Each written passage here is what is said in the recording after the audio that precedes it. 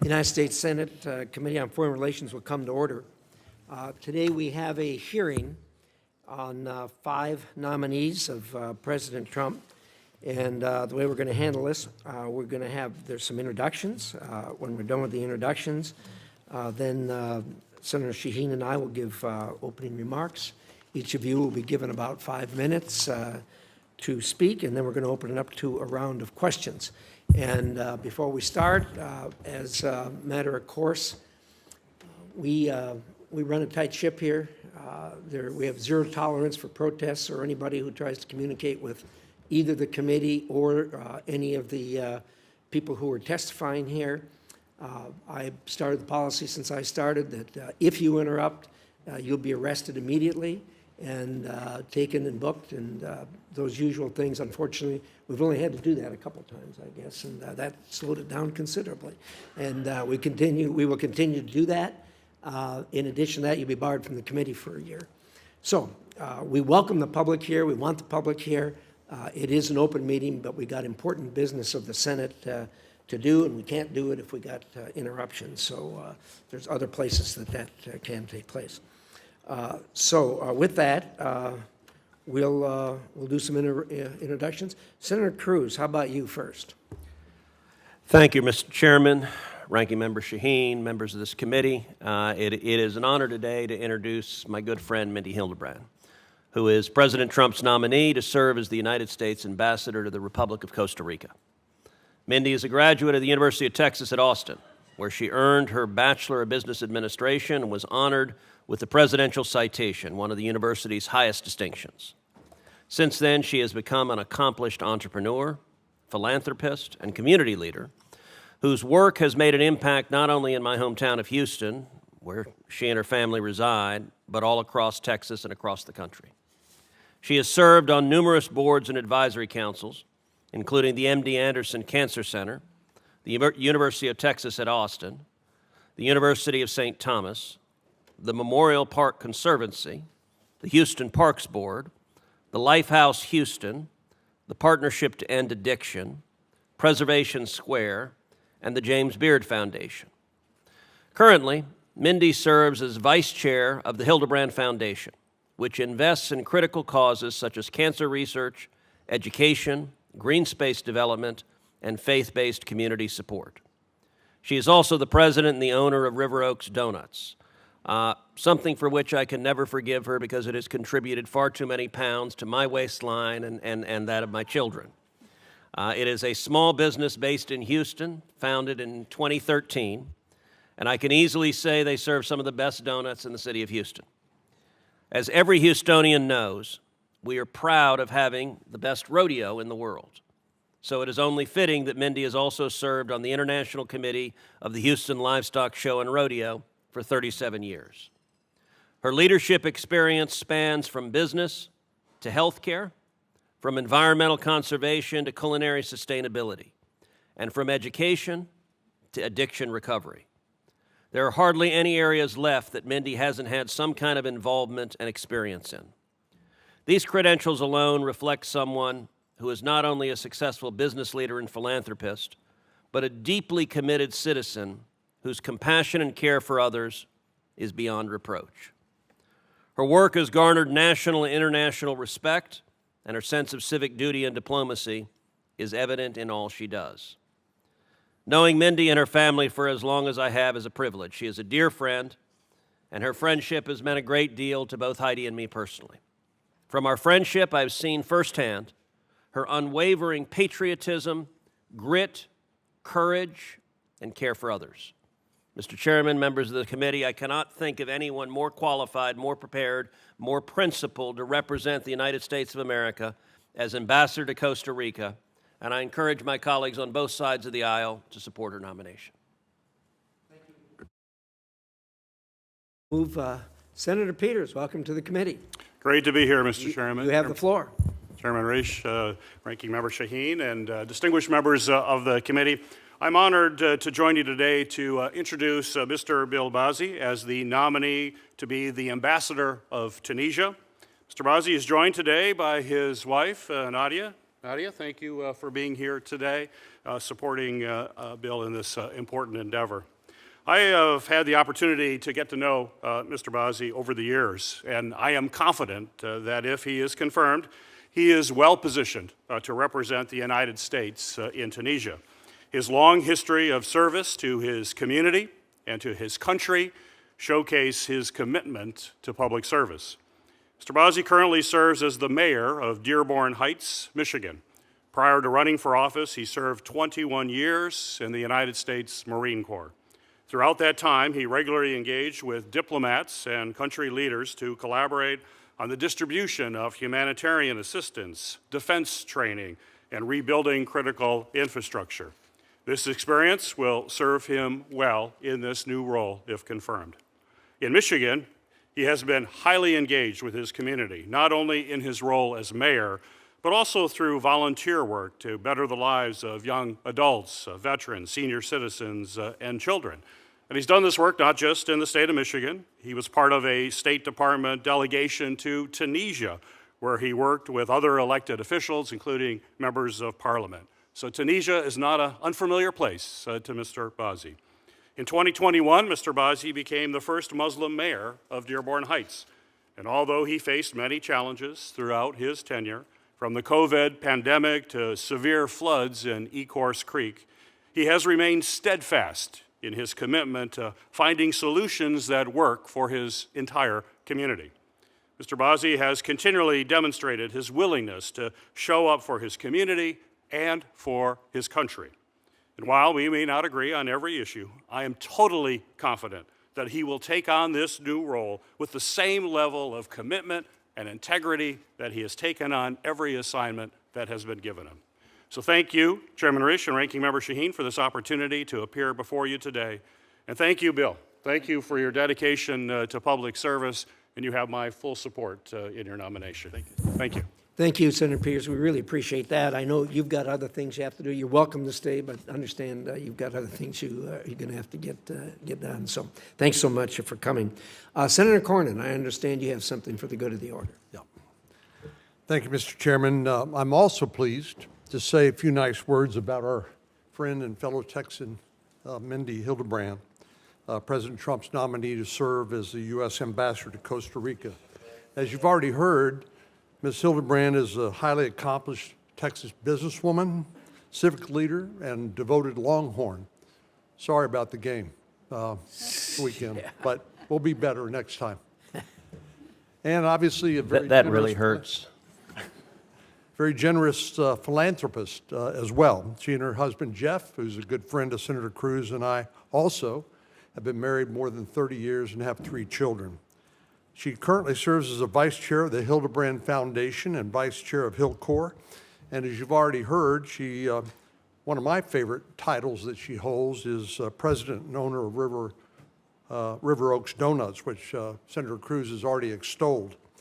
But she's more than a businesswoman. She's demonstrated a record of using her talents to give back to the community and communities around her, and devoted time and resources toward philanthropy on numerous boards and committees, some of which you've already heard about.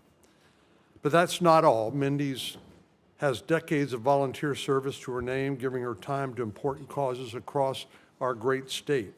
She spent more than 3 decades serving on the International Committee of the Houston Livestock Show and Rodeo, as you've heard.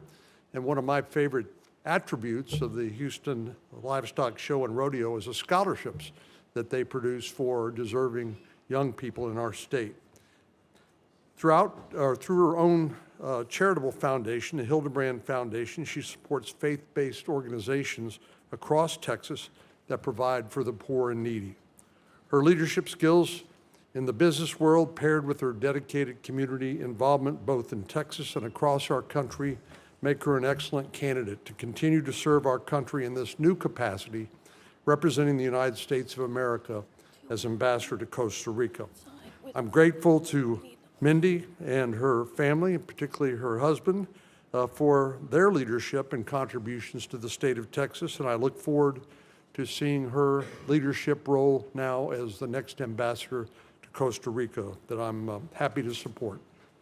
Congratulations, Mindy, on your nomination, and I look forward to voting for your confirmation. Thank you.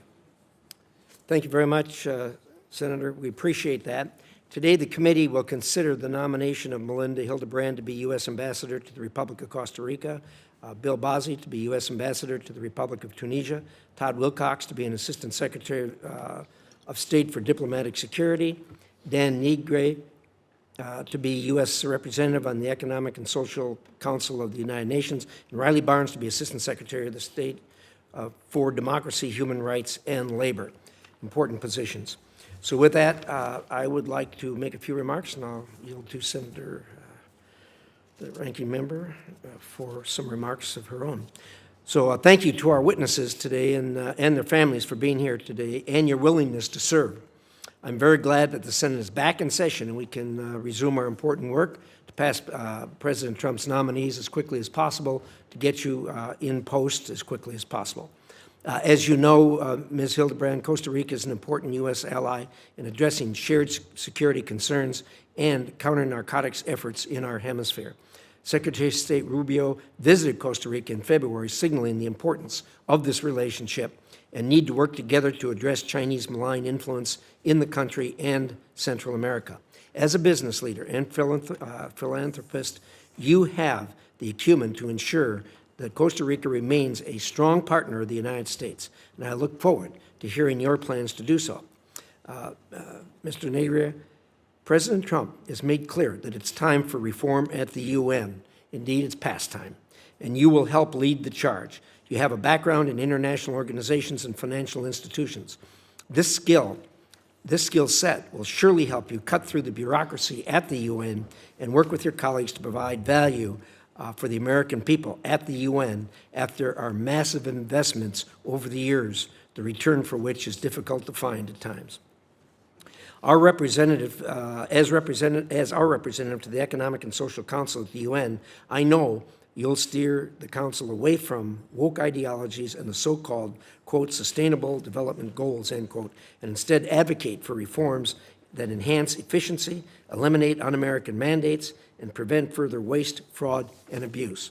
We need to make the UN less of a burden to the American taxpayer and increase transparency and oversight. I look forward to your thoughts on these issues and your plans to reform the UN Economic and Social Council. Mr. Bazi, as ambassador to Tunisia, you will witness the growing pains of a fragile democracy and hold a seat of influence representing the voice and values of the United States in Tunis. Tunisia is strategically located along the Mediterranean Sea and plays an increasingly important role in counterterrorism, immigration control, and freedom of navigation for international trade and commerce. While President Kais Saied once enjoyed overwhelming domestic support, Tunisians have recently taken to the streets to exercise their rights to free speech and protest. Amid this turbulence, we need to promote stability in the region to protect American interests. To this end, I introduced legislation last Congress to safeguard Tunisia's democratic institutions and checks and balances in the country. Stability is key, and I look forward to hearing your plans to work with the Tunisian government during this time of upheaval. Mr. Wilcox, as Assistant Secretary for Diplomatic Security, you will manage the officers who keep our posts abroad secure and allow our diplomats to advance America's interests abroad. As I've said from this dais dozens of times, we need our people in the field, not sitting behind desks. We need a Bureau of Diplomatic Security with an expeditionary mindset and a can-do spirit to accomplish this. This was not the case during the previous administration, and I'll give you an example. When I was ranking member of this committee, the head of the Bureau of Diplomatic Security refused to give me information on a potential intelligence leak that I needed to do my job properly. And by the way, I was also senior member of the Intelligence Committee on the Republican side at that time. Not only did he refuse this to me, he refused it to the chairman of this committee. This was a shocking event that I know will not occur under your watch or under the leadership of Secretary Rubio. I look forward to hearing about how you will keep our diplomats safe and Congress informed during your time in office. Mr. Barnes, President Trump has shown his commitment to internationally recognized human rights through his many peace agreements and to work to end wars around the world, and Secretary Rubio has emphasized internationally recognized human rights in his bilateral and multilateral engagements, which is consistent with his excellent work during his time in the Senate and on this committee and the Intelligence Committee. As Assistant Secretary for Democracy, Human Rights, and Labor, you'll not only need to keep up with the record pace of peace talks and engagement with world leaders, but also help the Secretary and the President further these aims and bring stability to the world. The United States has always been a leader in promoting and protecting internationally recognized human rights, and I look forward to learning how you will expand on this work. Thank you again to all of our witnesses for being with us today. I look forward to our conversations today and to getting you confirmed and to get to work as quickly as possible. With that, Senator Shaheen. Well, thank you, Mr. Chairman, and welcome to all of our nominees this morning. Thank you all for your willingness to serve this country, and welcome to your family and friends who are here supporting you.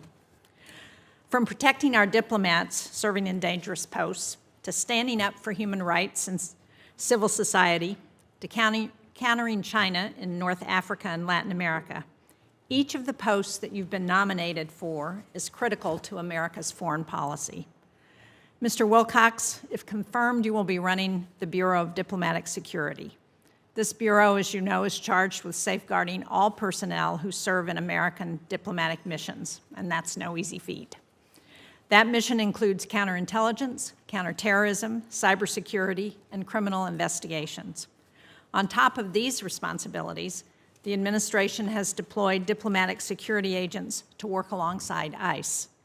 I'd like to hear from you whether these reassignments are affecting our ability to protect our personnel serving overseas and the missions that diplomatic security is responsible for here at home.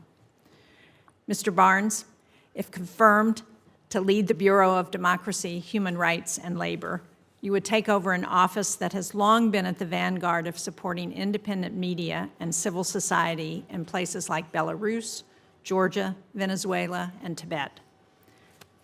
Unfortunately, this administration has terminated most of these programs and is considering further rescission cuts. It's gutted the annual human rights reports intended to hold countries' feet to the fire on democratic backsliding and violations of human rights. If confirmed, I'm interested in hearing how you'll carry out your mission and what support human rights defenders can expect in these countries where they're now under attack. Mr. Negria, am I pronouncing your name correctly? Thank you. As the nominee to the UN Economic and Social Council, your responsibilities also include important human rights work.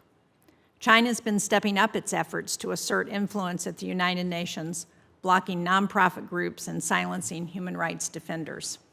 If confirmed, how will you work to limit China's reach while supporting voices from places like Xinjiang or Hong Kong that Beijing is trying to suppress? And finally, Mr. Bazi and Ms. Hildebrand, you've been nominated to serve as ambassadors in countries where China's influence is rapidly expanding. Tunisia was the only Arab Spring country transitioned to a democracy, but today many young people increasingly see China as the partner of the future. Costa Rica faces similar dynamics as tariffs undermine economic ties and raise questions about whether the United States can be relied on as a dependable partner. At the same time, the administration has cut rule of law and anti-corruption programs in Costa Rica, which have benefited transnational organized crime groups. I hope you'll both speak to your plans to counter China's increasing influence and strengthen democratic and legal institutions. I look forward to hearing from all of you. Thank you. Thank you very much, Senator Shaheen. Senator Cornyn, I recognize you have a comment or an introduction. Is that correct? Well, thank you, Mr. Chairman. I appreciate it. It's always a pleasure to sing the praises of a former member of my staff, and today's no different. Plus, if you look down here at his family, how can you not say something about this crew? What a good-looking group you have there, Riley. It's my pleasure to introduce Riley Barnes, who's President Trump's nominee to serve as Assistant Secretary for Democracy, Human Rights, and Labor at the State Department. Throughout my time in the Senate, I've been fortunate to have a number of truly impressive speechwriters, and Riley is a star among their ranks, although I wish he had better material to work with. The son of Uvalde, Texas, first came to my office as an intern back in 2008 and 2015. He returned as my speechwriter. And while Riley's career in public service may have begun in my Senate office, it did not end there. After his service in my office, Riley went on to the State Department in the Office of Policy Planning, where he worked on both communications and policy roles. He then served as senior advisor to a former colleague of ours, Sam Brownback, who was then ambassador at large for international religious liberty. And in 2020, he became Deputy Assistant Secretary for the Bureau of International Organization Affairs. In addition to his roles in government, Mr. Barnes was also Assistant Director of the Brent Scowcroft Center for Strategy and Security at the Atlantic Council. And whether it's Uvalde, Texas, or Washington, D.C., he's always been involved in his community, and in particular his church here in town. But there's two titles I know he cherishes more than any others. And that is father to his three children, Benjamin, Henry, and Mary Margaret, and husband to his wife, Katie. I'm grateful for his willingness to continue to serve our country in this new capacity, and I have no doubt that Riley's background and experience and character will serve him well in both him and our nation well in this new title. So I've had a chance to see firsthand his intelligence, his attention to detail, his integrity, and I can't imagine anyone with better qualifications to serve in this important position. Congratulations, Riley, and I look forward to supporting your nomination. Thank you, Mr. Chairman. Thank you very much, Senator Cornyn. We appreciate that. And now we will move to statements by the nominees. And Ms. Hildebrand, we'll start with you.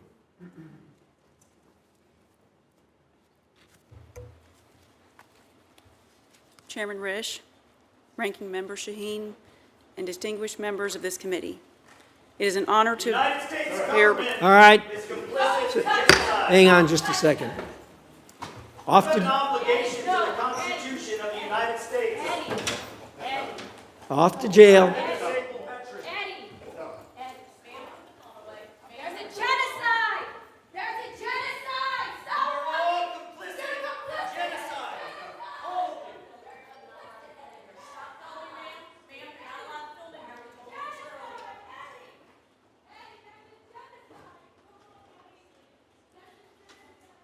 Officer, have you got somebody filming back there? Have you got somebody filming back there?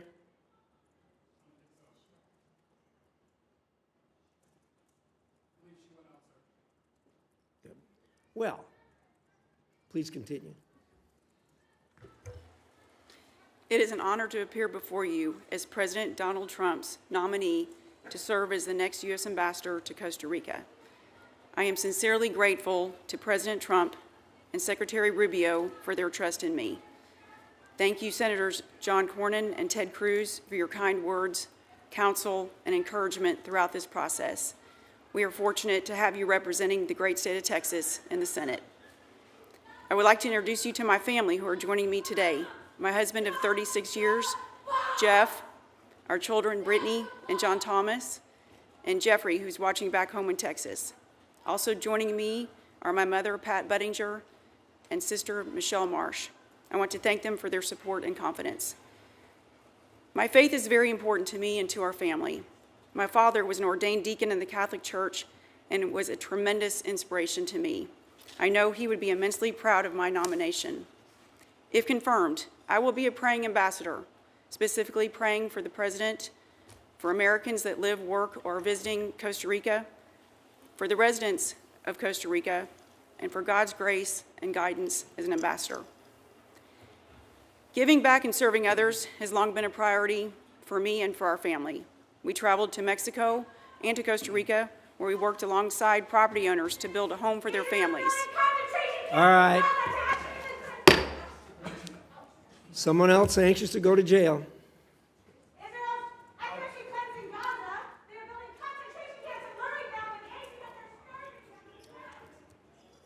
We don't usually have this happen here, but it happens, and we haven't.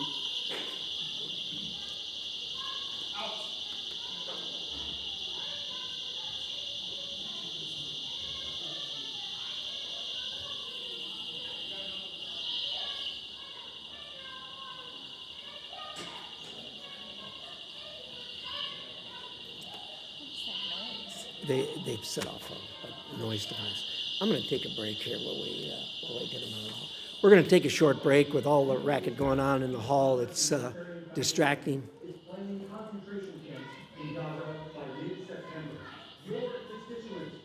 Well, let's take a short break, then we'll come back in. Go at ease. Visit amongst yourselves. Brand, sorry about the interruption. It is what it is. Like I say, we don't get this very often, but be glad you're not going where they're going. So carry on. Thank you, Senator. As Vice President and now President of the Hildebrand Foundation, we have awarded grants totaling more than $390 million to provide resources for higher education, medical services, parks, supporting those in need, combating addiction issues, and victims of sex trafficking in the Houston area. I also have had the privilege to serve on the boards of MD Anderson, the University of Texas at Austin, the Houston Parks Board, among others. My philanthropy has deepened my appreciation for responsible stewardship, accountability, and public service. In particular, my time at the Partnership to End Addiction and through prevention and education programs that I've helped to create not only reflect my strong passion to address addiction issues, but also has provided insight into the effects of drugs on our young people. Lastly, for 36 years, I have served as a volunteer on the International Committee of the Houston Livestock Show and Rodeo. The committee hosts visitors from all over the world, including many from Central and South American countries, and provides a forum to promote American businesses and connect with foreign visitors. As a small business owner for over 12 years, I have a unique perspective of how important they are to our economy and the challenges they face. I believe this experience and being a partner in building multiple larger businesses that employ over 6,000 hardworking Americans has prepared me to take on this role. If confirmed, I am committed to using these experiences and attributes as a U.S. Ambassador to Costa Rica to enhance the bilateral relationship to deliver America First wins for the American people.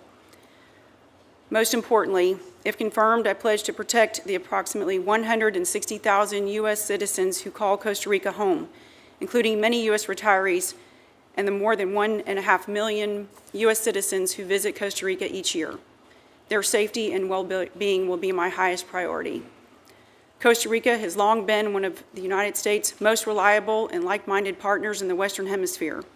As a long-standing democracy, Costa Rica serves as a model of stability in the region of the world that continues to face complex and evolving political challenges, including the dismantling of transnational criminal organizations, counter-narcotics, cybersecurity, and combating illegal immigration.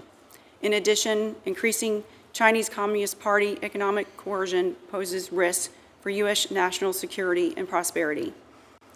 Mr. Chairman, members of this committee, this is a great honor. If confirmed, I will bring the same energy, discipline, and commitment that I have brought to my work in business and philanthropy to representing the U.S. in Costa Rica. I will work with Costa Rica as our partner to keep Americans safe and create prosperity. I also pledge to work tirelessly on behalf of the American people and to keep this committee fully informed. Thank you for the opportunity to appear before you today. I look forward to your questions. Pura vida. Thank you, Ms. Hildebrand, and I think that was an excellent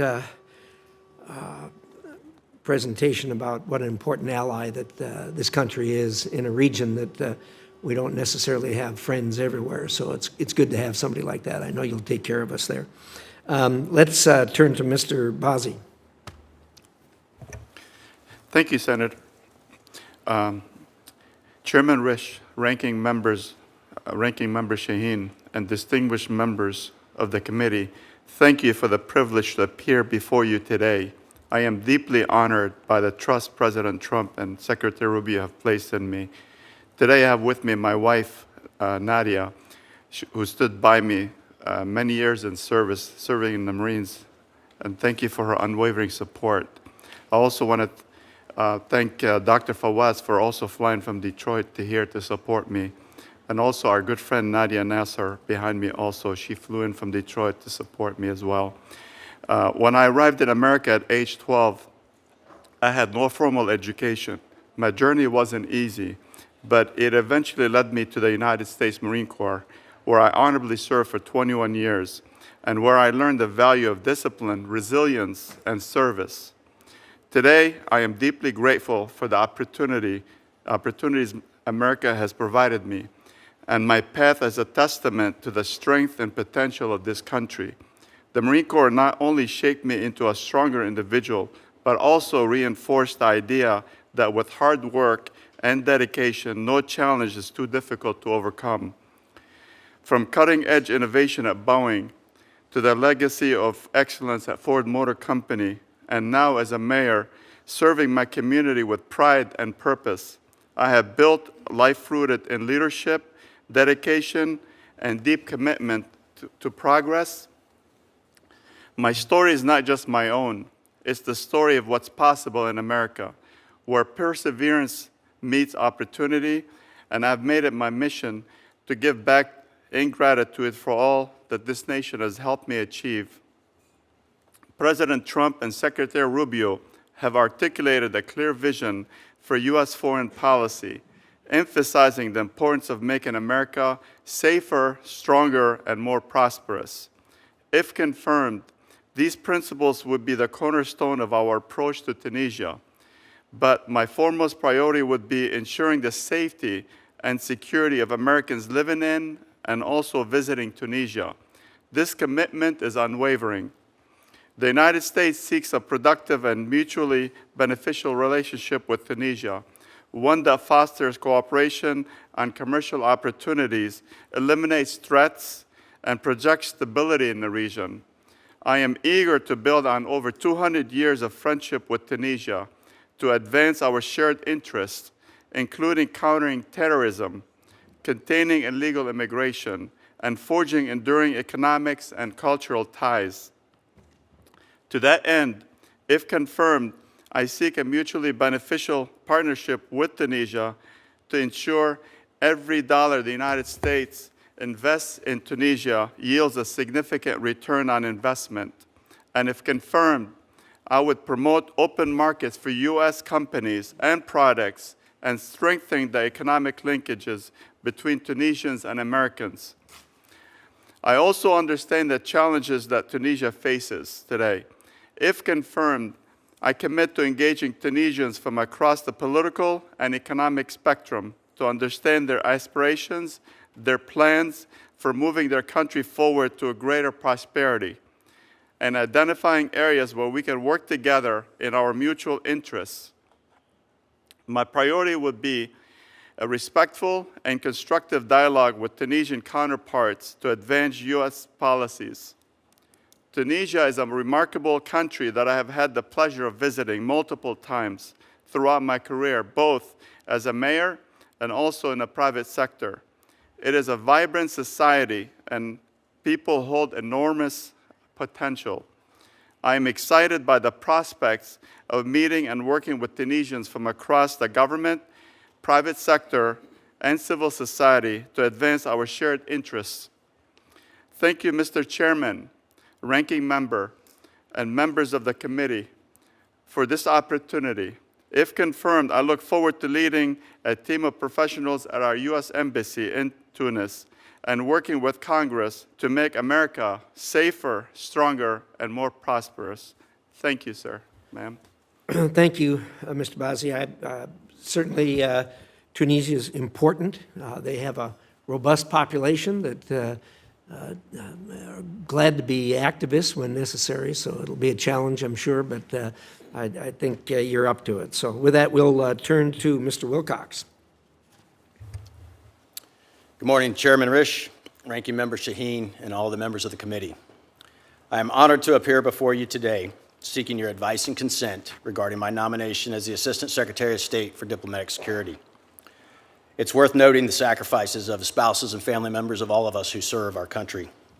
I'd like to spend a few minutes to recognize some of my family members here today and to address some of the stakeholders at diplomatic security.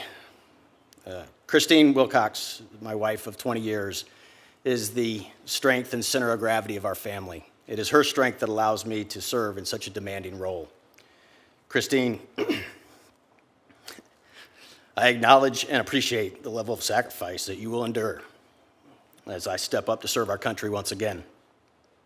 and in fact, all the sacrifices over the many years and the many harrowing and sometimes death-defying paths that I have taken. You are and always will be the love of my life. To my daughters, excuse me, a bit passionate about my family. To my daughters, Tori, Danielle, and Hayden, you are my pride and joy. Being your father has been the most gratifying and purposeful part of my life. You've taught me the definition of unconditional love. I'm very proud that you have learned from my example, one that is captured in a speech by Teddy Roosevelt, known as the man in the arena. It's not the critic that counts, but the real credit belongs to the man or woman who is actually in the arena, actively engaged in challenging endeavors, experiencing both triumphs and setbacks. All three of you have chosen your own challenging endeavors while avoiding the path of least resistance, and for that, I could not be more proud. I'd like to thank President Trump and Secretary Rubio for giving me the opportunity to serve our country in such an important role. I'm honored to be nominated, and I'm eager to become a part of this administration's winning team. I will lead with honor, distinction, and loyalty, and I will not let you down. To the men and women of the Bureau of Diplomatic Security, I, if confirmed, will be honored to lead such an extraordinary and exceptionally professional cadre of special agents, security engineers, technical specialists, couriers, protective officers, and support personnel, not to mention the thousands of contract support personnel. I see this as a command position. You will quickly recognize that my command philosophy includes leading by example, leading from the front, and being technically and tactically proficient. I will hold everyone accountable to high standards of performance, including myself, and I will accept fully the responsibilities of everything that happens or fails to happen in our Bureau. If confirmed, I will move quickly to build a high-performance team that will foster esprit de corps and a culture that emphasizes mission first, disciplined execution, and a working environment that rewards learning, adapting, and innovating. Our mission is critical to the execution of exceptional American diplomacy by providing embassy security operations, dignitary protection, and law enforcement investigative support. I will ensure that the Bureau's personnel, resources, and organizational structure are shaped to revolve around these three lines of effort. To that end, there will likely be change, but you should know that my leadership team and I will fully and thoroughly assess every aspect of our operations and infrastructure before making that change. The world is a very dangerous place. We are here to defend, protect, and serve the Department and America against very determined enemies. We will certainly face significant challenges, and there will be crisis. In those moments, you should know that your lives and your well-being mean more to me than my own. I'm eager to take command, and I look forward to working with all of you. To the members of the committee, in advance, I thank you for your candid and professional assessment of my qualifications to fulfill this assignment. I've been asked several times why I'm seeking this nomination. Frankly speaking, it's the hardest job that I am qualified for. Over the past 35 years of my professional life, time and again, I have demonstrated the ability to build high-performance teams that can accomplish seemingly impossible missions with limited resources. If confirmed, I will bring these qualifications to bear as I lead the team of highly qualified diplomatic security personnel in support of the President's America First foreign policy. My motivation to serve can be underscored by the words in the book of Isaiah, "Here I am, send me." I respectfully urge this committee and the full Senate to work diligently to confirm all of the President's nominees. I look forward to answering your questions, and if confirmed, I look forward to working with all of you and your staff. Thank you.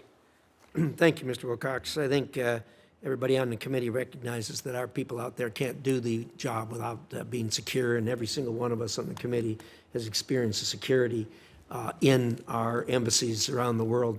I've been impressed with it. I have every confidence that you'll maintain the kind of security that we've seen, and it's been so important to us.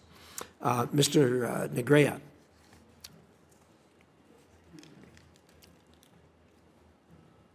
Chairman Risch, Ranking Member Shaheen, distinguished members, thank you for the opportunity to appear. Microphone. Chairman Risch, Ranking Member Shaheen, distinguished members, thank you for the opportunity to appear before you today.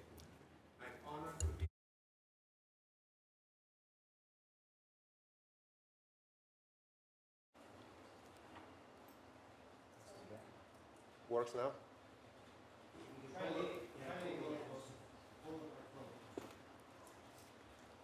Works now? Works now? Okay. Less dramatic than the interruptions. Chairman Risch, Ranking Member Shaheen, distinguished members, thank you for the opportunity to appear before you today. I'm honored to be nominated by President Trump to serve as the United States representative to the United Nations Economic and Social Council. Please allow me to introduce my wife, Nikki. No? Okay.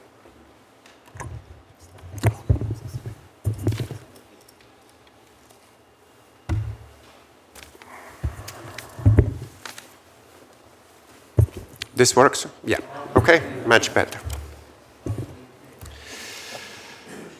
I'll pass over the first paragraph. I am blessed with a great family. Please allow me to introduce my wife, Nikki, my daughter, Victoria, and my sons, Peter and Michael. A special note about Peter, a lieutenant in the Connecticut National Guard. Accompanied by our prayers, he will leave soon on a one-year deployment to the Middle East. Oh, terrible.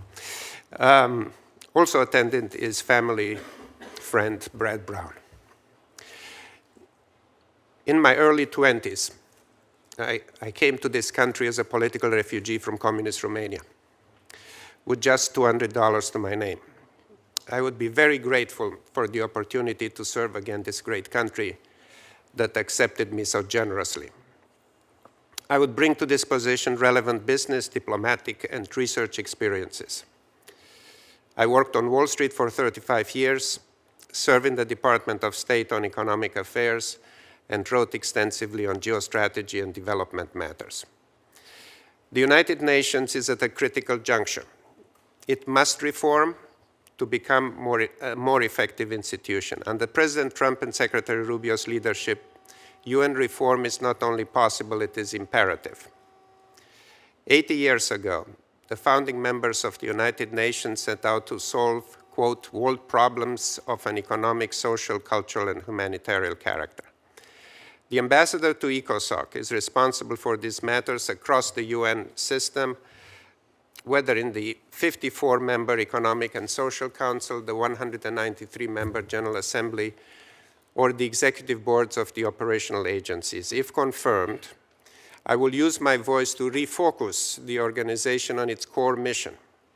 I will advance President Trump's America First peace through strength foreign policy, and I will ensure that every taxpayer dollar spent at the United Nations makes America stronger, safer, and more prosperous. We know that freedom and prosperity go hand in hand. ECOSOC's historical purpose was to foster peace by building socioeconomic ties. To complement the peace-building efforts of the Security Council, ECOSOC was intended to build bridges between nations and find areas of mutual cooperation in trade, commerce, and human rights. However, it has strayed into socially divisive programs, has promoted worldviews antithetical to America's founding ideals, and has drifted into an obsessive anti-Israel bias. If confirmed, I will bring common sense, purpose, and belief in American exceptionalism back to the ECOSOC. Through my leadership, I will promote economic opportunity, free market capitalism, and an unapologetic defense of America's sovereignty. If confirmed, I will work to fulfill Secretary Rubio's vision to prioritize trade over aid, opportunity over dependency, and investment over assistance. We can thereby usher in a new era of global partnership, peace, investment, and prosperity. We need to elevate the voices of the US private sector at the UN and create business opportunities for American companies. Instilling change at the UN and advancing American objectives cannot come without greater accountability, transparency, and reform within the UN system, all of which I pledge to pursue. We must ensure that authoritarian countries like China do not exploit the UN to advance their interests or set technical standards that undermine US businesses. We can do so by forming coalitions of like-minded countries and pursuing leadership roles for Americans within the UN. We also reject China's claim that it is a developing country and is therefore entitled to the aid and benefits the United Nations organizations extend to such countries.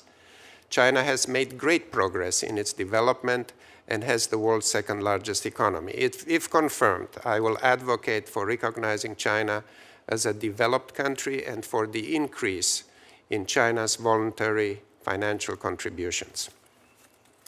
Demands for more burden sharing at the UN should not be limited to China. President Trump was successful in convincing our NATO allies to meet their spending commitments. If confirmed, I will work to move other countries, particularly the richest nations of Europe, to pay more for projects around the world. I understand that the United States is reviewing its participation in all international organizations. While the US role in the multilateral system may evolve, it does not mean that the US will disengage. As Secretary Rubio has stated, America first does not mean America alone. America will continue to be one of the most generous countries in the world when it comes to foreign assistance. Chairman Risch, Ranking Member Shaheen, distinguished members, representing the United States at the United Nations would be the honor of a lifetime. I echo Ambassador nominee Mike Waltz's call to make the United Nations great again.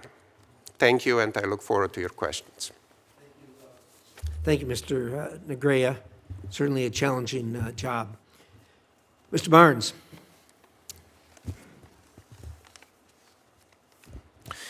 Chairman Risch, Ranking Member Shaheen, members of the committee, thank you for considering my nomination to be Assistant Secretary of State for Democracy, Human Rights, and Labor. I want to extend my gratitude to President Trump for this nomination. If confirmed, it will be an incredible honor and privilege to work for Secretary Rubio in this capacity. I'm also grateful to Senator Cornyn for his generous introduction. Texas is home, and I'm very proud to have Senator Cornyn represent me in the Senate and as a former boss. I would like to next introduce my family.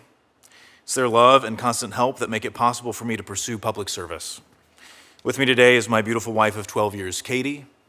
Next to her are Benjamin, who's 9, Henry, who's 7, Mary Margaret, who's almost 4.5. They are all very brave, and I'm very proud of all of them. I should also note that with Katie is also little Charlie, who's due in November, and is named in part after my father, who passed away 4 weeks ago today. In his first remarks to the State Department employees, Secretary Rubio emphasized that we are a nation founded on a powerful principle, and that powerful principle is that all men are created equal, because our rights come from God, our Creator, not from our laws, not from our governments.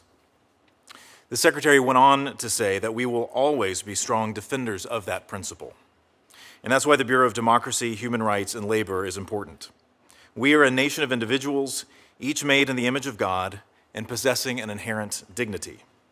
This is a truth that our founders understood as essential to American self-government. I believe that our country and our government is the best in the world, and our strength comes from our enduring values. These values aren't an endless list of rights that people create and change and form to meet their own needs or desires. These values aren't identity politics. They are the historic, natural rights that we as individuals have as individuals pursuing life, liberty, and happiness in this world. For rights to be untethered from this core principle is to make them mere sentiments, easily manipulated by authoritarians and bad actors. Natural rights are a blessing and an immutable reality. President Trump and Secretary Rubio, like our founding fathers, understand this. If confirmed, I will work diligently to elevate the inalienable rights and freedoms recognized in our founding documents. These provide a firm foundation for DRL's work. America's recognition of unalienable rights is unique in human history, and it is our duty to defend those rights for our citizens and champion them for the rest of the world to enjoy. When I started talking to my children about this opportunity, I told them that the Bureau's job is to tell the truth, to call out countries that violate these rights, and to expose and punish bad actors whose assaults on human dignity threaten the American way of life, a life of freedom. Part of this job would also require challenging those who censor those values. As Secretary Rubio has said, free speech is among the most cherished rights we enjoy as Americans. It is a right enshrined in our Constitution, and it sets us apart as a beacon of freedom around the world. It is important that we defend free speech as an essential element of good governance. Our country is also the strongest defender of religious freedom around the world. Championing this first freedom would be an essential component of my job if confirmed. Pushing back on the scourge of anti-Semitism and strongly encouraging partners to do more to fight it is also greatly needed. Combating human trafficking is also vital to protecting our communities and fortifying our national security. To achieve these goals, I'm committed to working with the President's nominees to lead the Office of International Religious Freedom, the Office of the Special Envoy to monitor and combat anti-Semitism, and the Office to monitor and combat trafficking in persons. Finally, if confirmed, I will ensure DRL defends the interests of American workers on the global stage. That means fighting for a level playing field and protecting American workers and industry from foreign actors that violate labor laws and undermine our national security. Forced labor and child labor are morally reprehensible, and they also threaten American prosperity. The work of DRL, including the TIP office, to prohibit the importation of goods made with forced labor is critical to ensuring the American economy flourishes. Thank you again for your time this morning. As mentioned, as a former Senate staffer, I have a deep respect for this institution, the committee, and the important role you fulfill in the conduct of U.S. foreign policy. If confirmed, I am committed to working closely with this committee on issues of mutual concern and promise to make myself available to committee members. I look forward to your questions. Thank you. Thank you very much, Mr. Barnes. Another tough job. We're now going to embark on a round of questions. 5 minutes. I'll start with myself. Ms. Hildebrand, I'm going to start with you. Could you take a minute and give us a thumbnail sketch of what the political and the socioeconomic state of affairs is on the ground in Costa Rica? And if you would, one of the things that's always escaped me is how Costa Rica stands out so much differently than the other countries that are their neighbors. Why is that? Maybe you could enlighten us a little bit on that. Thank you for your question, Senator. The political state of affairs between the United States and Costa Rica is strong. They're our strongest trading partner, and I look forward to exploring additional opportunities to strengthen those ties. As far as your question as to why Costa Rica stands out, I look forward to working with you and this committee to explore those reasons. I know that Costa Rica serves as an example to Central America, and I hope that other countries will take their lead. Well, that's good. I agree with you. They do stand out, and they should serve as a beacon for other countries in the region, but for some reason they don't seem to a lot, and the other countries don't have nearly the benefits as a result of that Costa Rica has. So it'll be interesting as you take your job and see if we can't bring those others to the same status that Costa Rica is. Let's see. Mr. Bazi, same for you. Tunisia has a very robust population that takes their rights and seriously and take to the streets from time to time to express those rights. Tell us your view of what the status is of the country from a political standpoint, from a geopolitical standpoint, and again how it differs from its neighbors, Algeria and Morocco and other countries in the region. Thank you for the question, Senator. So from everything that I've been reading about Tunisia and also my experience in Tunisia, it's a very vibrant country, The people there, they're hard workers. Obviously, we heard about the uprise several years ago. People that took to the streets just wanted to do better things. They want a better economy. And, again, if confirmed, I want to be on the ground talking to different people from the government, also from different organizations, to see what we can do as Americans to help with their prosperity. They're trying to uplift their economy, and with the help of the committee, I'm willing to take any recommendations from the committee to have the better tools to help the Tunisian people as well. Thank you. They've been relatively stable over recent years, and the president there has enjoyed popularity for a period of time, but it seems that's waning a bit. Can you shed any light on that? We've had some recent demonstrations in the streets there in Tunisia, people unhappy with the government, which people are always unhappy with the government, understand that, but it seems like it's fired up a little bit there. Can you shed any light on that for us here today? Thank you for the question, Senator.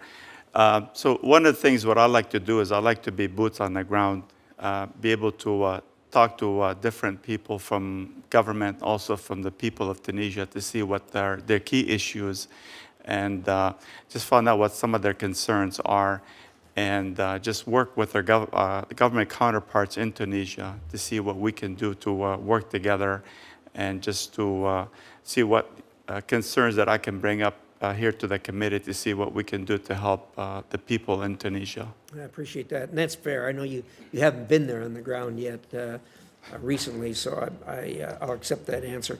With that, I'll yield to my distinguished colleague. Well, thank you, Mr. Chairman. Mr. Wilcox, I'm going to start with you because I agree. The head of diplomatic security is one of the most challenging jobs within the State Department, and without security and safety of our diplomats, we can't get anything else done. I had a very personal experience with that just over August when I visited Syria and saw how many security personnel were required to come and ensure that we were safe during our time in Syria. Now, this administration has tasked hundreds of diplomatic security agents. The president's calling? No, not this time, but maybe next time. He's tasked hundreds of diplomatic security agents to assist with roles that typically are beyond the scope of the State Department. So, for example, aiding federal law enforcement efforts in D.C. If confirmed, how will you balance the Bureau's core responsibilities, such as protecting Americans overseas, with other requests of the administration? Thank you for the question, Senator. As I said in my opening statement, my first priority is going to be assess the personnel, the resources, the infrastructure, and the organizational alignment against the three priorities that we have in diplomatic security, and that is embassy operations, security operations overseas. That's our personnel, our infrastructure, our information systems, as well as dignitary protection, and then the full gamut of law enforcement investigations that we take. And as you know, our primary effort is passport and visa fraud. As you alluded to, we've been surged, as I know, and again, not confirmed and haven't gotten details on numbers of personnel, but DS personnel have been assigned to the DC task force. My understanding is it's 28 to 30 personnel on the ground. Additionally, as you know, in February, the DHS secretary deputized DS along with FBI, IRS, DOJ, the Texas National Guard, DEA, Bureau of Prisons, Marshals, with Title VIII authority. Given the large gamut of requirements that we have, I am confident that the professionalism and the training of the DS special agents is enough to handle these missions. We currently have 531 special agents here in the United States. My understanding is they're adequately trained and resourced to handle these new missions, both here in DC and supporting DHS's Title VIII authorities. If confirmed, I will dig into this operational kind of requirements.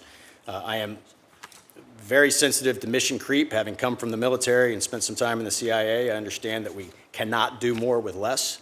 So I will assess all the resources at my disposal, if confirmed, and make sure that they're allocated against the most highest priorities. And if we can't do everything, I will be very candid with my chain of command to articulate the trade-offs. I appreciate that. I think you will find that the resources of the Diplomatic Security Office have been stretched thin in recent years. It's not a function just of this administration. It's happened over a period of years. And I understand that 600 DS agents have been deputized to the Department of Homeland Security for immigration enforcement. So that's a lot from a bureau that's not that big. So I hope you will look very closely at this. And if there are concerns, that you will be willing to raise those concerns, even though they may not be consistent with what you're being told by the White House about what the needs are. Yes, ma'am. My obligation to the workforce and the chain of command is to be professionally candid about the give and take of any mission set that we're assigned. Thank you. Mr. Bazi, I understand that you went to Tunisia in 2019 as part of an exchange program for public servants, and that it's that program that helped encourage you to think about this post that you've been nominated for. Can you talk a little bit about why you found that experience valuable, and how you will advocate for American students and professionals who should also have these kinds of opportunities in the future? Thank you for the question, Senator. Also, I want to thank your staff. I met with them last visit I was here. They're very professional, so I commend your staff for asking a lot of great questions as well. So my trip to Tunisia, been there multiple times, but the one time I went under MEPI with the State Department, it was the most eye-opening with some of the things that I got a chance to experience. And, you know, just being in the military, I always like to be boots on the ground, you know, talk to different people. And, you know, I just don't like when somebody takes you on a tour. I'm the person that actually go away from the tour, want to engage people. And I got a chance to do a lot of it when I was in Tunisia in 2019, you know, with the MEPI under the State Department program. I didn't just talk to elected officials. I talked to constituents. I went to orphanages, went to schools. I went to the universities also, and it seems they were just like, you know, people that just they want to do the best they can. They want to get an education. They want to get good jobs. They just want their economy to be better. It's just like, you know, any country that I've been to. And that's some of the fascinating, thing about the Tunisian people. They're resilient. They're also they're hard workers, and they just want to do great things. Well, thank you, Mr. Bazi. I think that program is one that's very important to ensure that we can encourage people to think about why what's happening in other countries are important to the United States. And I'm disappointed that it's one of those that's on the chopping block. So I hope you will advocate to ensure that that funding continues. Thank you, Mr. Chairman. Thank you. Senator Ricketts. Thank you, Mr. Chairman. And I want to thank all of our nominees for your willingness to step up and serve our great nation, and also for your families who will serve alongside you, especially those serving overseas. It's a lot of sacrifice to spend time away from your friends and family here in the United States. And I can tell you, having been a governor and done trade missions, that the diplomatic staff overseas really does a fantastic job. So thank you for your willingness to do that. Mr. Barnes, in your opening remarks, you talked about forced labor. And Communist China's mass detention and surveillance of Uyghurs has made Xinjiang a global symbol of forced labor and human rights abuses. That's why the Congress passed a Uyghur Forced Labor Prevention Act. But a recent New York Times article, Bureau of Investigative Journalism report, revealed Beijing is now sidestepping that law. Communist China is now transferring tens of thousands of Uyghurs out of Xinjiang to factories across China. The state-run labor transfers make it far more difficult for customs officials and supply chain auditors to detect these abuses. That's why in June I led a bipartisan letter with several of my colleagues urging stronger U.S. action to counter this evasion by the PRC. But the bigger issue before us today is how the United States will use every tool available to shine light on these abuses and hold the perpetrators accountable. The Bureau of Democracy, Human Rights, and Labor must be at the forefront of this fight. Mr. Barnes, these labor transfer programs are deliberately designed to conceal forced labor from the outside world. What role should the DRL play in documenting and exposing the extent of these abuses across China? And Senator, thank you for the question. And I'm appreciative of the Uyghur Forced Labor Prevention Act because it's really shined a light on this issue. And I am not sitting in DRL currently in my capacity at the State Department, but I am positive, almost positive, that there are several people in that bureau right now who are focusing on that issue and are tracking that New York Times report that you just referenced. And you're right, as soon as you take action, you have accountability measures for these types of things, China is going to bob and weave and maneuver to circumvent and get around it. And I do think DRL is well positioned to be the tip of the spear leading the department in that effort to close those loopholes, work with our partners on that, and to really bring justice to those in Xinjiang and those who are being trafficked and led out of it. And so will you commit to taking this up, should you be confirmed, and driving this and then reporting back to us about what progress we're making in trying to stop this evasion that China's doing? Senator, absolutely happy to work with you in the committee on this. Great. The European Union has also enacted laws to curb forced labor imports. How can you, if again confirmed, work with international partners to align strategies and amplify the presence of the DRL on Beijing? Yes, Senator, that's a good question. And part of any strategy and kind of cutting off or getting after the supply chain is going to require the international community, right? Because we can do a good job with American companies and with the issue here in the States and what we're seeing, but we're going to need help. I think Secretary Rubio said America first does not mean America alone, and so eager to engage, if confirmed, those partners on this issue. Great. Thank you very much. Thank you. Costa Rica has long been known for its stability and democracy. We've kind of talked about that already. But today that reputation is under siege. Costa Rica has become one of the primary transshipment points for cocaine bound to the United States and Europe.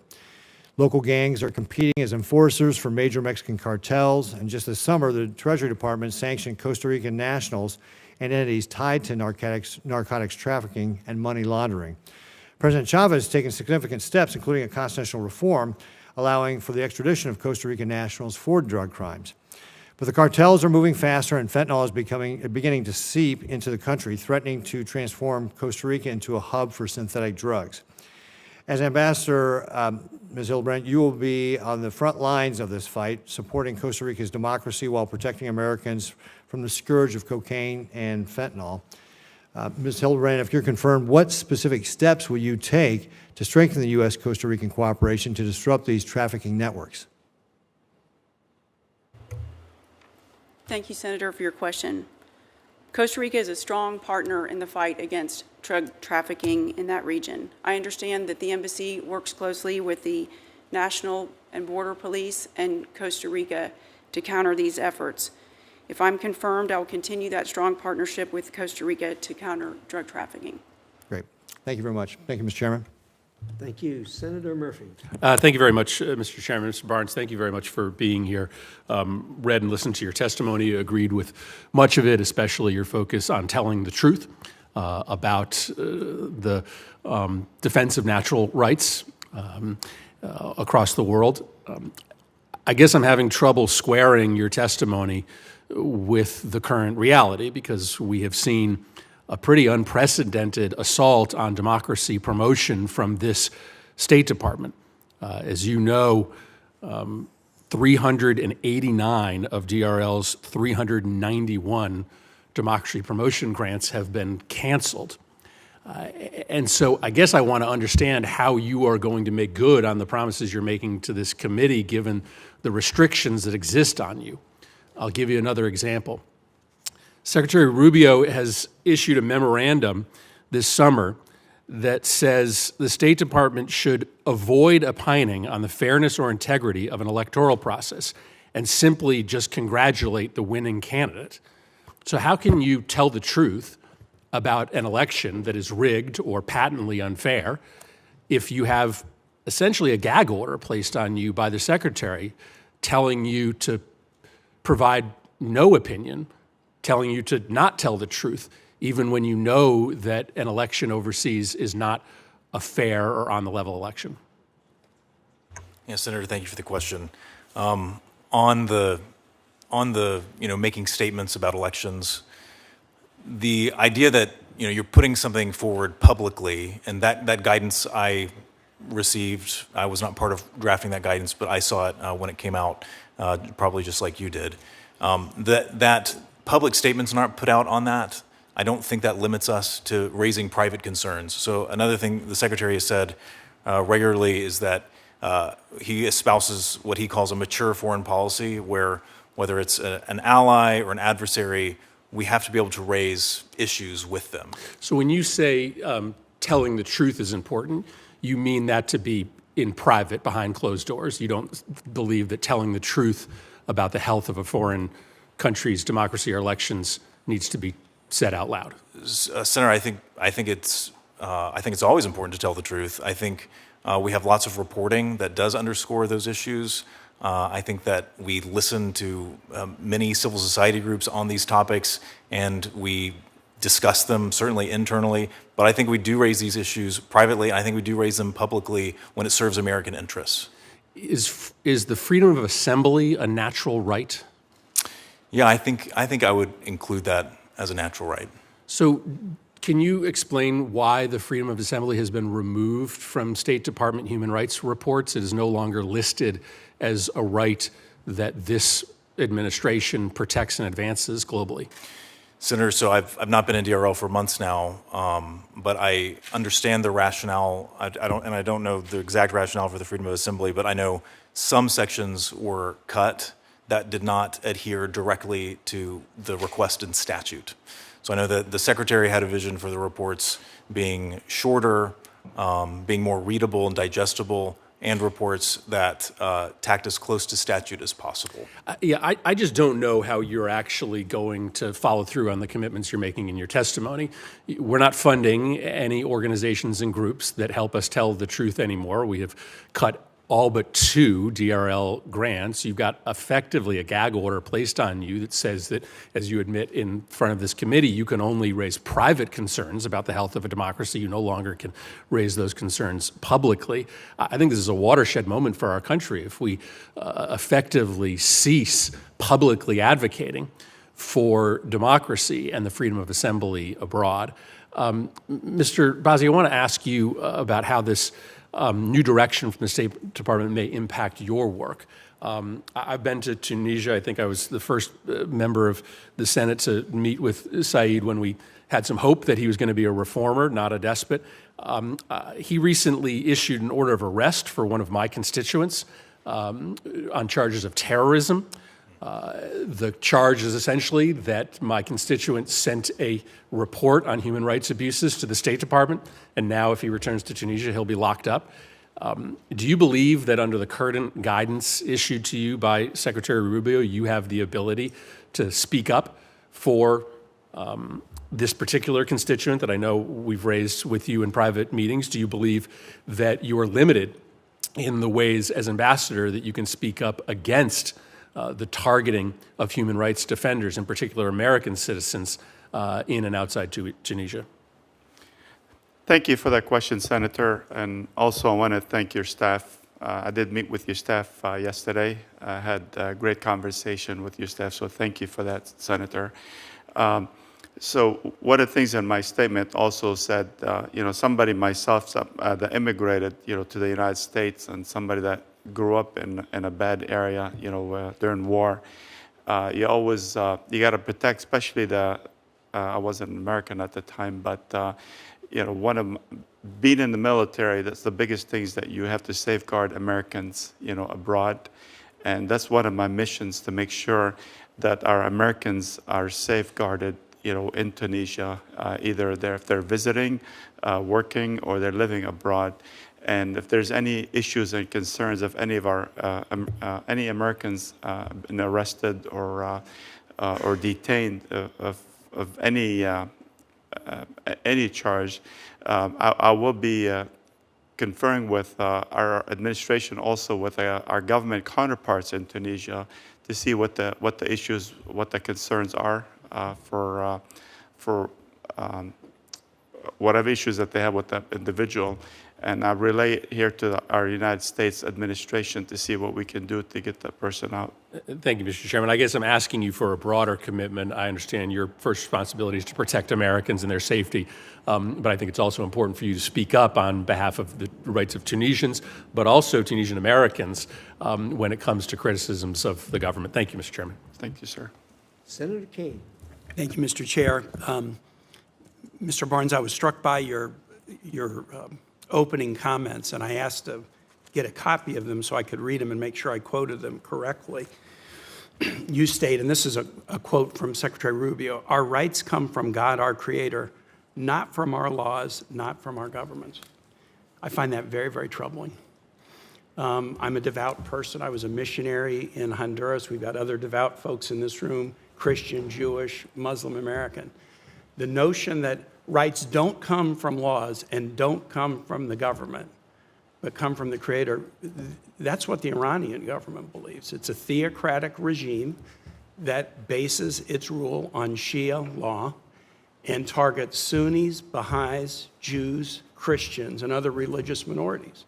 And they do it because they believe that they understand what natural rights are from their Creator.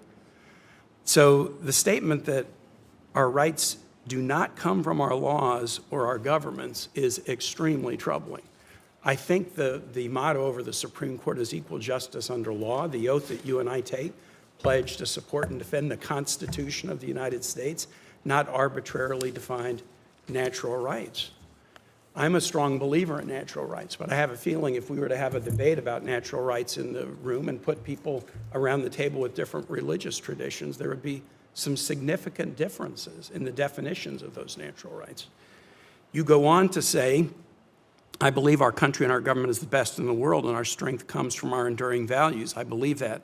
But then you say, and you got to choose what to say in your opening testimony, these values aren't an endless list of, quote, rights. You put the quote around that to kind of demean the notion of rights that people create and change and form to meet their own needs or desires.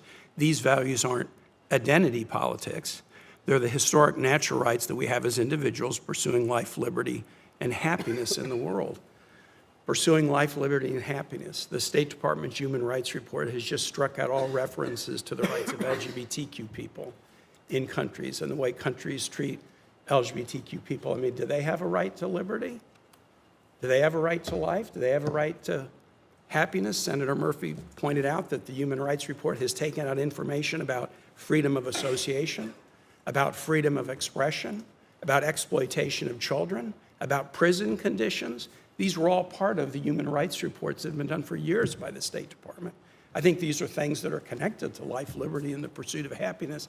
They've now all been removed from the State Department's annual human rights report. And the notion that, well, we wanted to make it shorter or more readable just doesn't pass the laugh test with me and many others on this committee.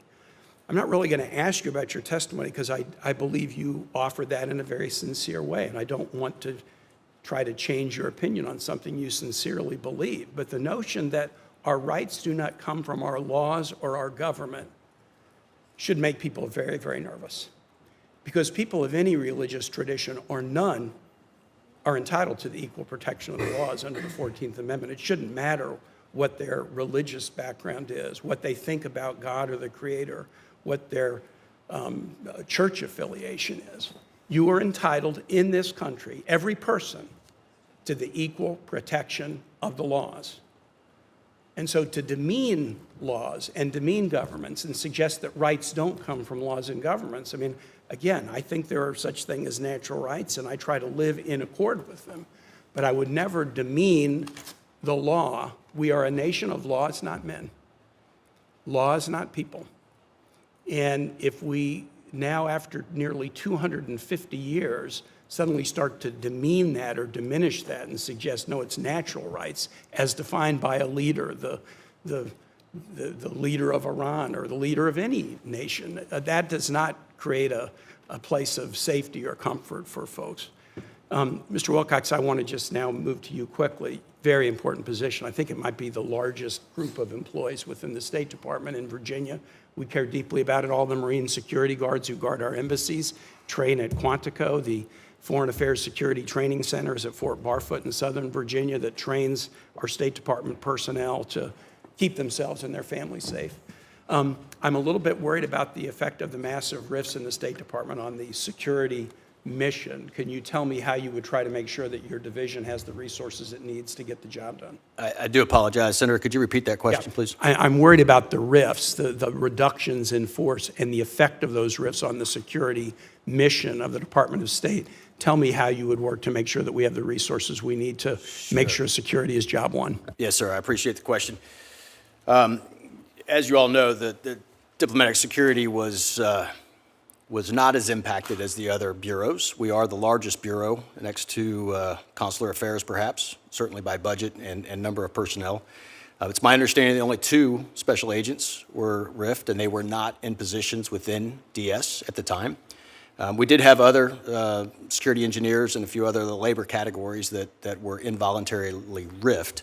Once confirmed, I'm going to do a full assessment, as I said in my opening statement, of the resources, the personnel, and the infrastructure that I have to accomplish our 3 primary lines of effort, that being embassy operations, dignitary protection, and law enforcement investigations.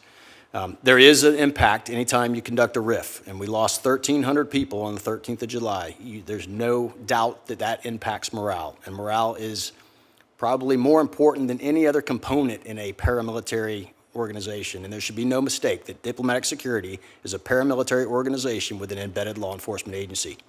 So the morale will be first and foremost in my thoughts, and I think that my style of leadership, my candor, my clearly articulating the expectations and the standards that we set for our personnel will help that.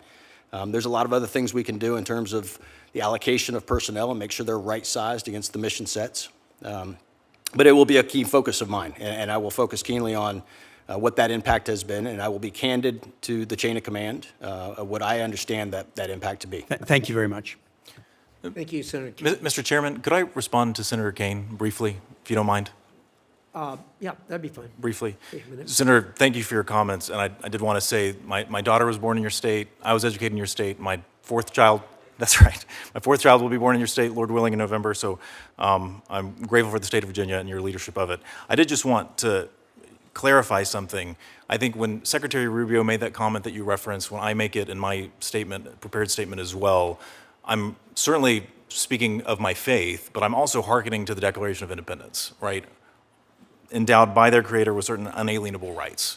So that is what's animating this desire, this kind of driving back. How do you square that with removing all the LGBTQ references in the Human Senator, Rights Report? I did want to also talk about, I mentioned to Senator Murphy the idea of tacking closer to statute in the human rights reports, but I did just want to note that I served for years with Ambassador Brownback in the Religious Freedom Office.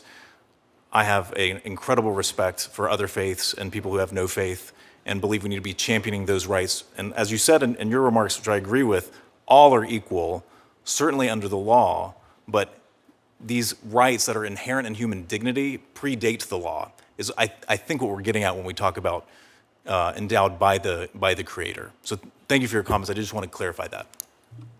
Thank you, Senator Kane. Thank you, Mr. Burns. We really appreciate that. Senator Barrasso. Thanks, Mr. Chairman. Well, congratulations to each and every one of you. I look forward to all of you serving. Mr. Bazi, I had a number of questions for you, and primarily it's because for the last 20 years, Wyoming and Tunisia have shared a strong connection.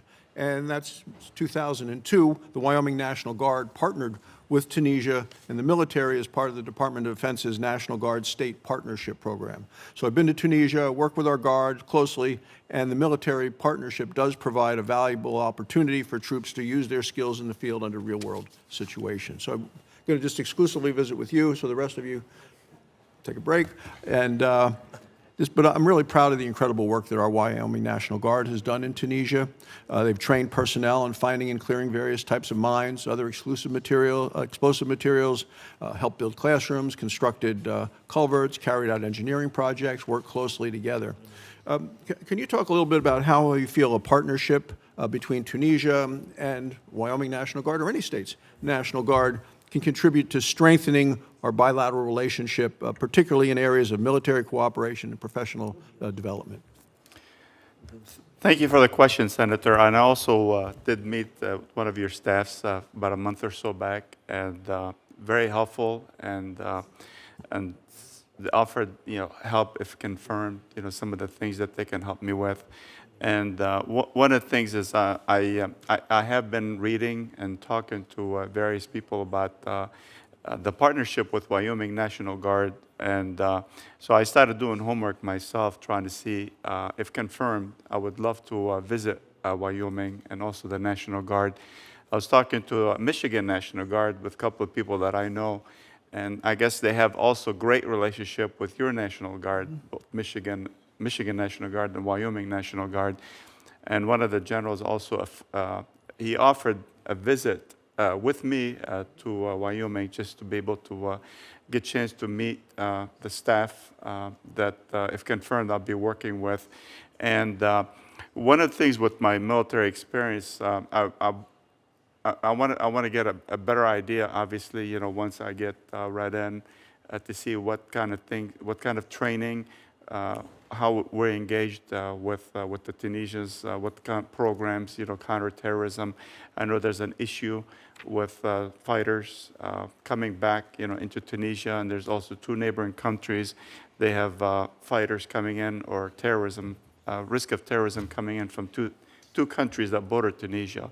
So I'm very curious to, and also very optimistic about actually the meeting with Wyoming National Guard to see what we can do, work together, for training, and also work with the committee to see what we can do to make sure that that area stays stable and safe. I agree with you in terms of the risk of terrorism. I mean, you look at the location and what's so nearby, and the impact of that area. I think it's critical. So how would you describe, because both of the militaries have field artillery that's similar, UH-60s, C-130s. How would you describe the current state of U.S.-Tunisian relationships today? So from what I know from being a private citizen, Senator, thank you for the question. I've read a lot of great things what Wyoming National Guard's doing with training Tunisian military. And I've read a lot of things about the Tunisian military doing a great job with their counterterrorism, with the help of Wyoming National Guard. And that's why I'm eager, if confirmed, to actually work, be on the grounds, working boots on the ground, working with the National Guard, the committee, and also with the Tunisian military. And I think in general, it builds additional partnerships and friendships, because last year the University of Wyoming signed memorandums of understanding with 4 Tunisian universities. So in your opinion, how do academic agreements like these between the university, like University of Wyoming, and Tunisian universities, how does that help strengthen the relationship between nations? Thank you for the question, Senator. I've also read also the same thing about with the different universities in Wyoming, that they have great partnership also with Tunisia. It is very critical to have that partnership also. And I'm also looking forward to, if confirmed, to go to some of the universities in Wyoming and to see what kind of partnership, to see what we can do, especially as, if confirmed, as a U.S. ambassador. Well, thank you, and congratulations to all of you. Thank you, Mr. Chairman. Thank you, sir. Ordinarily, Senator Rosen would be up, but I understand you've yielded to Senator Cruz on a temporary basis, however. We do. Thank you. Senator Cruz, you're up. Thank you. I appreciate it, Senator Rosen. Ms. Hildebrand, last week I traveled to El Salvador, Panama, and Mexico to meet with leaders in those countries and tour facilities that are critical to America's national security. China's encroachment across the region is extensive, it's dangerous, and it has to be acknowledged, a failure that is bipartisan and stretches back decades. Undoubtedly, the Biden administration's policies in this area were a disaster. I sat down with President Bukele, and he described how Biden officials pushed governments across Central and South America towards the Chinese Communist Party. I traveled around the Panama Canal and saw the vast infrastructure projects the Chinese have been building to seize control of the waterway. As you said during your prepared testimony, the challenge in Costa Rica is acute. Of all the countries in Central America, Costa Rica maintains the longest-standing diplomatic relationships with China, going back to 2007. The CCP has poured billions of dollars into Costa Rica. Nevertheless, Costa Rica remains a critical American ally. It is playing an instrumental role in rebuilding America's alliance system across the hemisphere. There is enormous frustration with CCP coercion across Costa Rica. What policies, in your judgment, can we pursue to help our Costa Rican allies resist Chinese pressure? Thank you, Senator Cruz, for your question. Chinese expansion into the Western Hemisphere is a threat to national security and to our prosperity. We cannot allow the CCP to control our critical supply chains. Maintaining ties with U.S. and Costa Rica is essential. If confirmed, I'll work with the Costa Rican government, the public and private sectors to counter the CCP influence and support their use of trusted vendors, especially when it comes to implementing the 5G technology. Thank you. Tell us about how your background has equipped you for this role.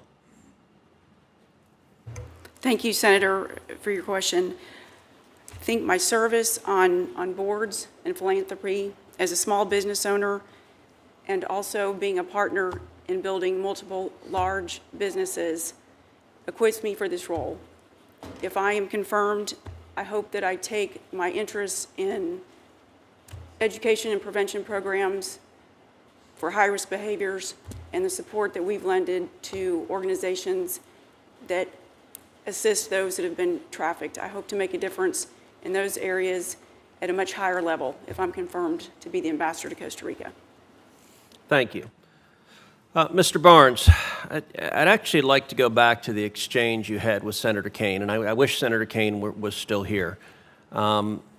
Senator Kaine and I were elected together 13 years ago. He is a friend. I would actually encourage observers to go back and listen to what Senator Kaine said, because I have to say I think was disturbing and showed much of where today's Democrat Party has gone wrong. So Senator Kaine said in this hearing that he found it a radical and dangerous notion that you would say our rights came from God and not from government. I just walked into the hearing as he was saying that, and I almost fell out of my chair. Because that radical and dangerous notion, in his words, is literally the founding principle upon which the United States of America was created. And if you do not believe me, and you made reference to this, Mr. Barnes, then you can believe perhaps the most prominent Virginian to ever serve, Thomas Jefferson, who wrote in the Declaration of Independence, "We hold these truths to be self-evident, that all men are created equal, and that they are endowed by their Creator, not by government, not by the Democratic National Committee, but by God, with certain unalienable rights, that among these are life, liberty, and the pursuit of happiness." I have to say it is stunning to me that the principle that God has given us natural rights is now deemed by Democrats some radical and dangerous notion. Mr. Jefferson was right when he wrote those words. Government exists to protect those rights. But slavery was not okay when U.S. law allowed it. It was wrong then, it is wrong now, it is always wrong.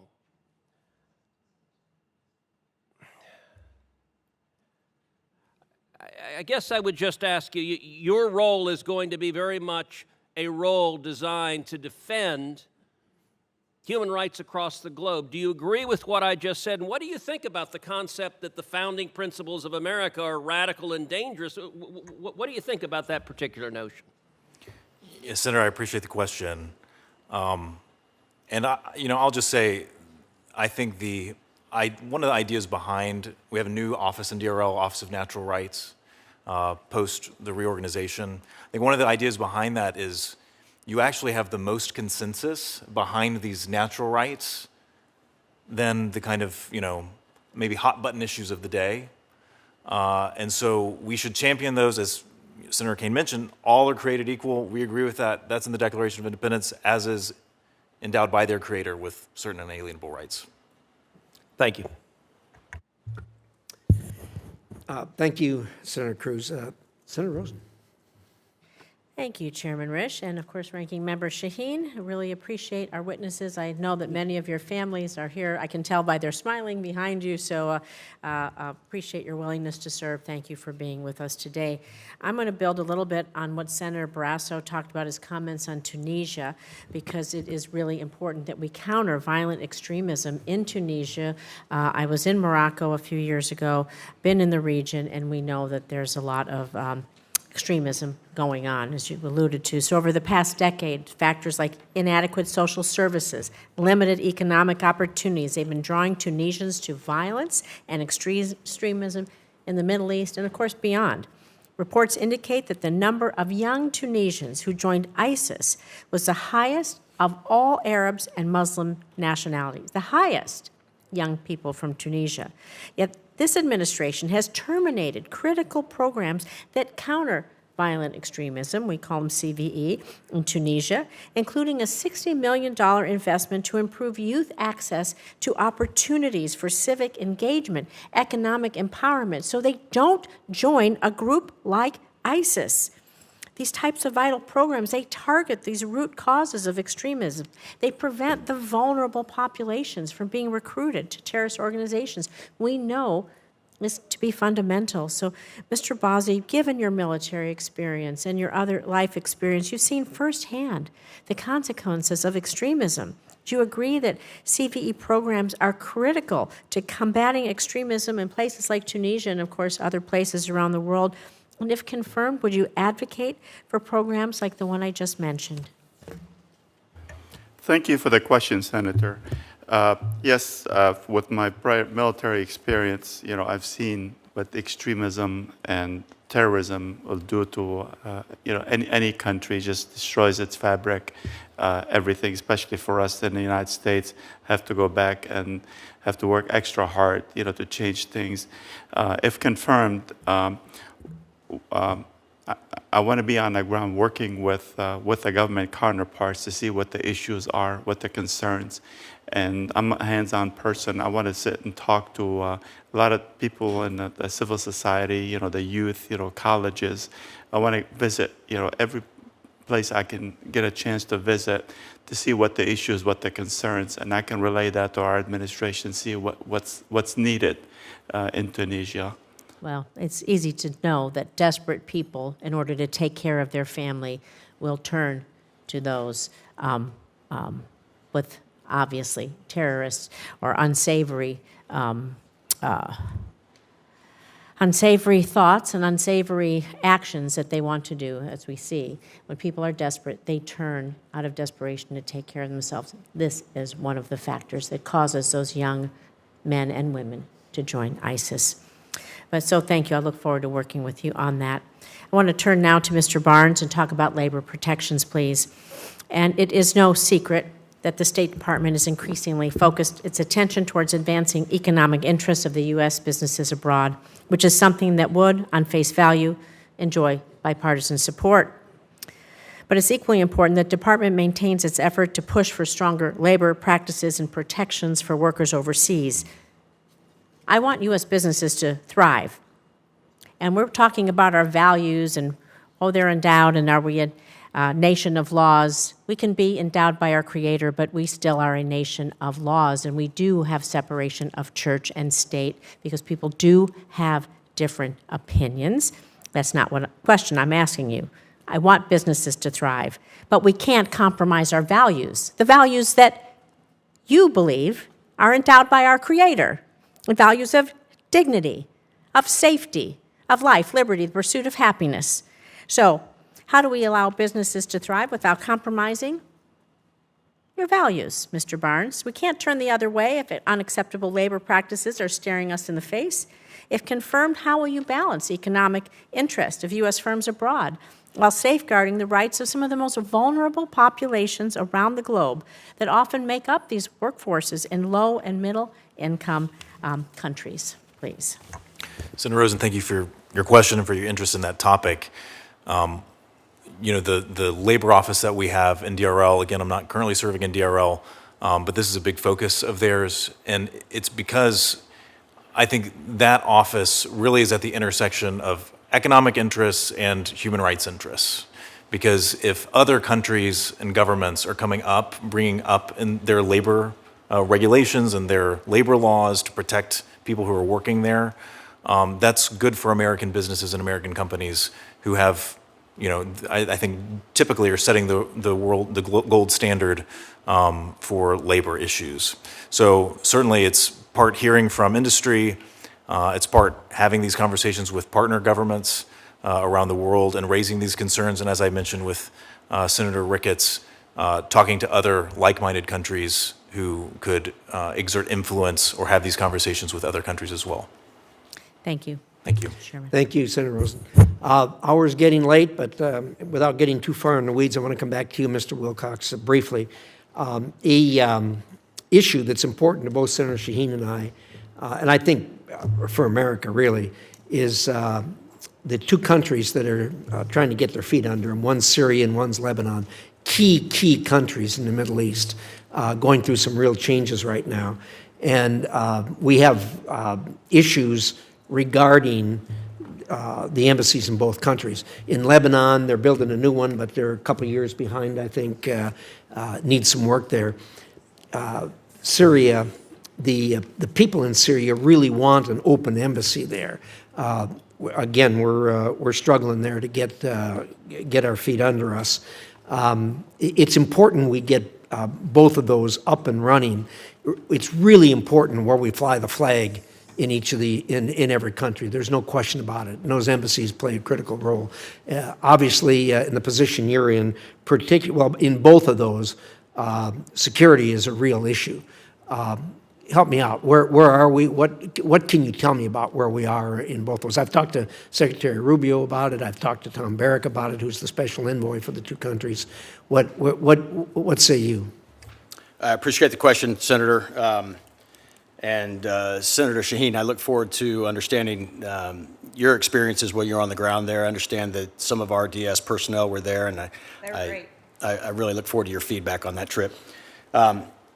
Return to embassy operations is going to be critical both in Syria, Lebanon, as Lebanon gets stood back up, Libya as well, and eventually Sana'a.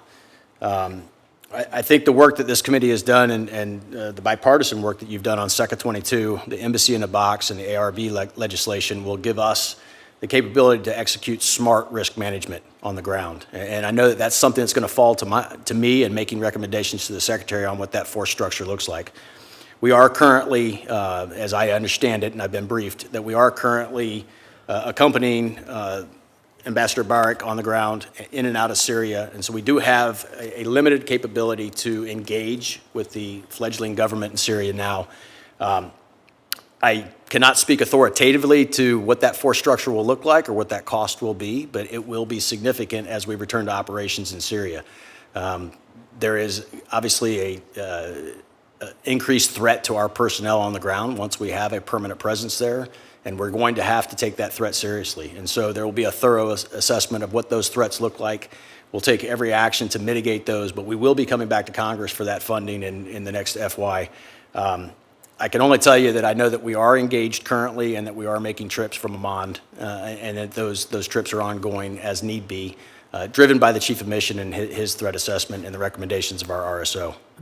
Thank you. I appreciate that. And as you know, ISIS has had way too much of a free rein in Syria, and they remain a threat there simply because the government is a fledgling government and doesn't have the capacity to completely deal with ISIS as it should. So that's going to be a challenge for you. But glad to hear that that's on your radar, and we'll look forward to how you move forward. It is, Senator, and I would point out that we have strong interagency relationships with Tier 1 Special Mission Unit organizations that are operating there, CENTCOM as well, and we have liaison partners and our officers working hand in hand, both in our Operations Center and in the Operations Center in CENTCOM. Well, it'll certainly be, the security there will certainly be in an enhanced rate than it is in a lot of countries, even in that region. So we appreciate your work in that regard. Senator Shaheen.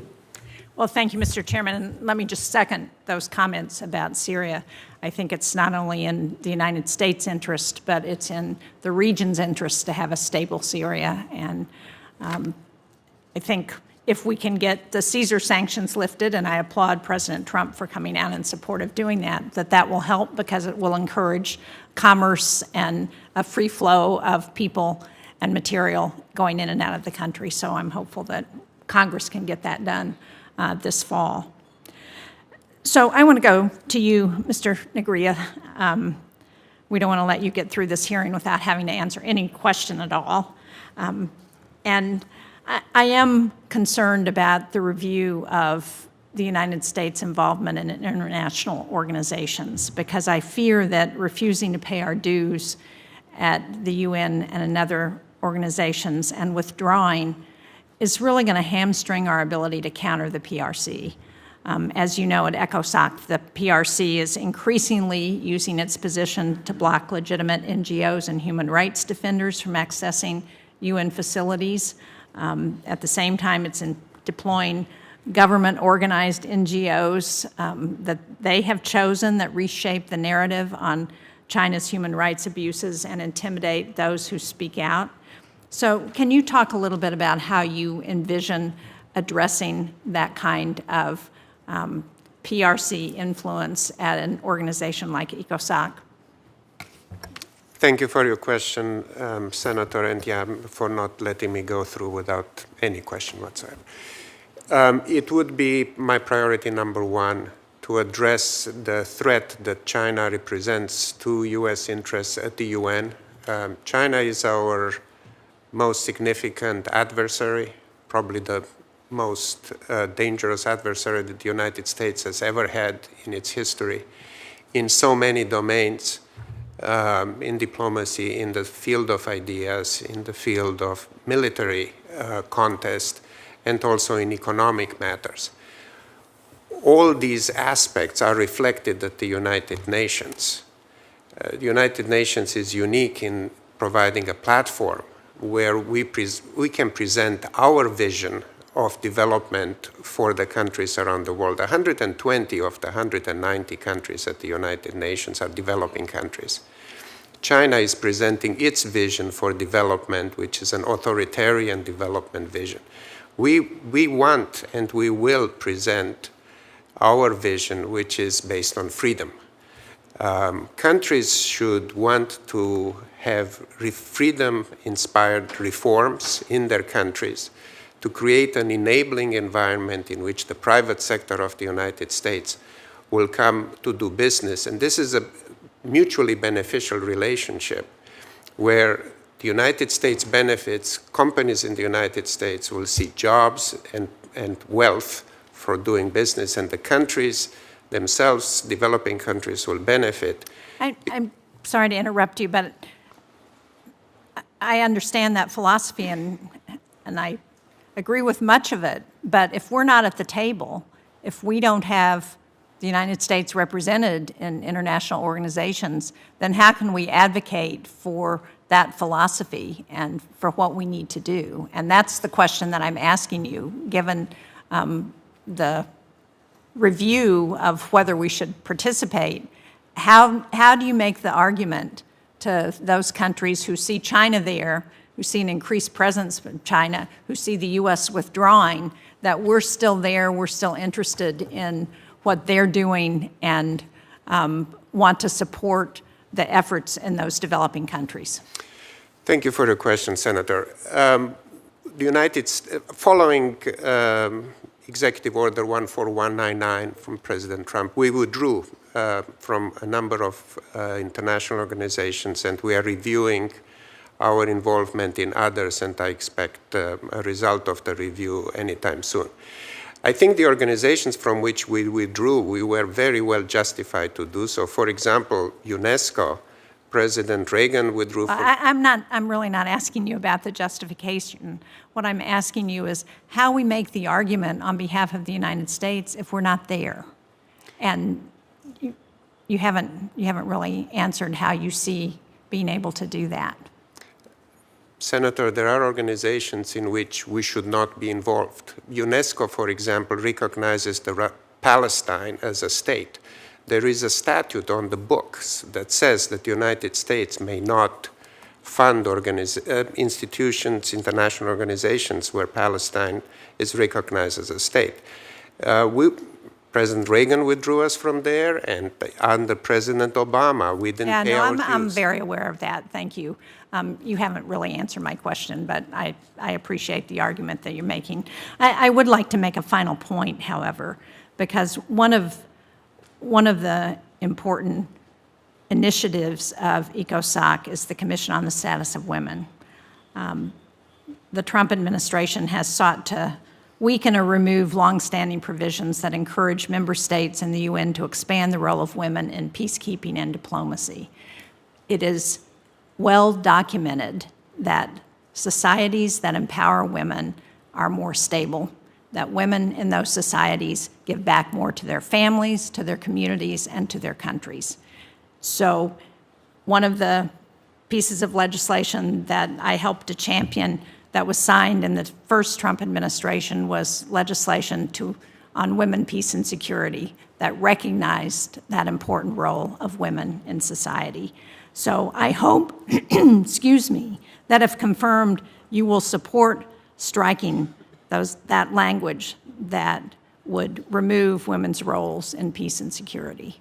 And I would just point out for you, Mr. Barnes, that it's very disappointing that in the effort to shorten our human rights reports, that not just freedom of assembly was removed, but free and fair elections, violence and discrimination against women, and sexual violence against children were also removed. I would hope that if you are confirmed, that you will look at ways in which you can restore information about how women and children are treated in societies as we're trying to encourage countries around the world about the values of ensuring that the human rights of all individuals are protected. Thank you, Mr. Chairman. Thank you, Senator.